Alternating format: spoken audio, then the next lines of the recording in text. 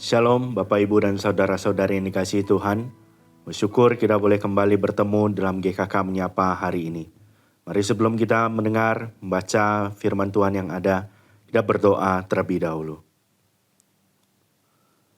Bapa dalam surga, kami mengucap syukur kalau Engkau memperbolehkan kami untuk kami boleh kembali belajar akan firman-Mu. Terima kasih untuk segala hal yang Engkau adakan dalam kehidupan kami. Mampukan kami ya Tuhan untuk boleh terus setia mengikut Engkau. Hanya di dalam nama Tuhan Yesus Kristus kami berdoa. Amin. Mari saya ajak kita untuk boleh membaca firman Tuhan. Kali ini saya akan membacakan pada kita terambil dalam 2 Raja-Raja. 2 Raja-Raja pasal yang kedua, ayat yang pertama sampai ayat yang ke-12. 2 Raja-Raja pasal kedua, ayat yang pertama sampai ayat yang ke-12. Saya akan membacakan pada kita sampai ayat yang ke-9 saja. Elia diangkat ke surga. Ketika Tuhan hendak mengangkat Elia ke surga, dalam angin badai, Elia dan Elisa sedang dalam perjalanan dari Gilgal. Berkatalah Elia kepada Elisa, "Tinggallah di sini sebab Tuhan menyuruh aku ke Betel." Tetapi jawab Elisa, "Demi Tuhan yang hidup dan demi hidupmu sendiri, aku tidak akan meninggalkan engkau." Lalu mereka pergi ke Betel. Rombongan nabi yang ada di Betel keluar menemui Elisa dan berkata kepadanya, "Tahukah engkau bahwa pada hari ini Tuanmu akan diambil oleh Tuhan dari hadapanmu?" Jawabnya, "Ya, aku juga tahu." "Diamlah." Elia berkata kepadanya, "Elisa, tinggallah di sini, sebab Tuhan menyuruh aku ke Yeriko." Tetapi ia menjawab, "Demi Tuhan yang hidup dan demi hidupmu sendiri, aku tidak akan meninggalkan engkau." Lalu sampailah mereka di Yeriko. Rombongan nabi yang ada di Yeriko mendekati Elisa dan berkata kepadanya, "Tahukah engkau bahwa pada hari ini Tuanmu akan diangkat oleh Tuhan dari hadapanmu?" Jawabnya, "Ya, aku juga tahu." "Diamlah." Elia berkata kepadanya, "Tinggallah di sini sebab Tuhan menyuruh aku ke sungai Yordan." Jawabnya, "Demi Tuhan yang hidup dan demi hidupmu sendiri, aku tidak akan meninggalkan engkau." Lalu keduanya melanjutkan perjalanan. 50 orang dari rombongan nabi itu berjalan, lalu berhenti agak jauh, dan mereka sementara keduanya berdiri di tepi sungai Yordan. Elia mengambil jubahnya, menggulungnya, dan memukulkannya ke atas air itu. Terbagilah air itu ke satu sisi dan ke sisi yang lain. Lalu mereka berdua menyeberang di tanah yang kering. Sesampainya di seberang, Elia berkata kepada Elisa, "Mintalah apa yang dapat kulakukan untukmu sebelum aku diangkat dari hadapanmu." Jawab Elisa, "Kiranya aku mewarisi 2 bagian dari kuasa kenabianmu."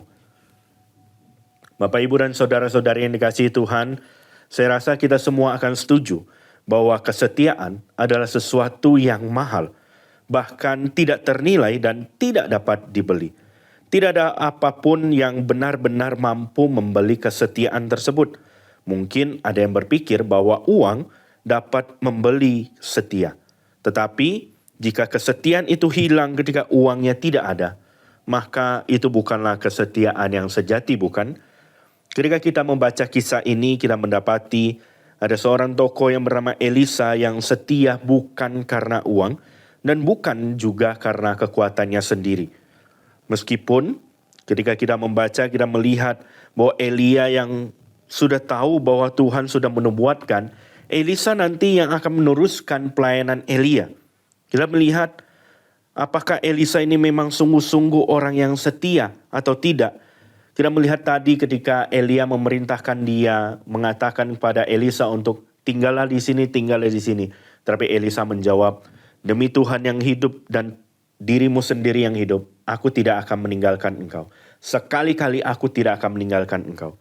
Elisa setia mengikut Elia, bukan karena ada apa-apa terdapat sesuatu kepada Elia.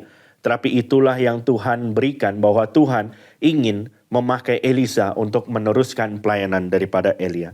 Dari kisah yang kita baca, kita melihat betapa berharganya di mata Tuhan sebuah kesetiaan dan juga integritas itu sendiri.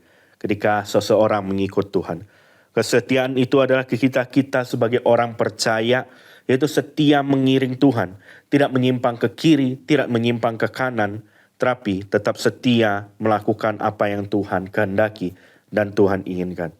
Saya percaya setelah kita melihat kisah Elia dan Elisa ini, kita melihat Elisa yang setia mengikut Elia. Elia tahu pada waktu itu bahwa Elisa lah yang Tuhan akan pakai selanjutnya. Sebagai orang-orang percaya, mari kita melihat Elisa sebagai orang yang setia mengikut Tuhan, tetapi bukan karena kekuatan dia sendiri. Dia juga tidak bergantung pada kemampuan dia sendiri, tetapi dia meminta kepada Tuhan. Bukankah demikian juga kita sebagai orang Kristen? Kesetiaan Kristen itu lahir dari melihat kesetiaan Tuhan yang terlebih dahulu. Kita setia bukan karena kita kuat setiap waktu, tetapi karena Tuhan yang memegang kita setiap saat. Mari kita berdoa. Bapa dalam surga, kami mengucap syukur untuk kesetiaan yang Engkau berikan pada kami. Karena Engkau yang telah memampukan kami untuk terus setia mengikut Engkau, setia pada pengajaran-Mu, setia melakukan firman-Mu.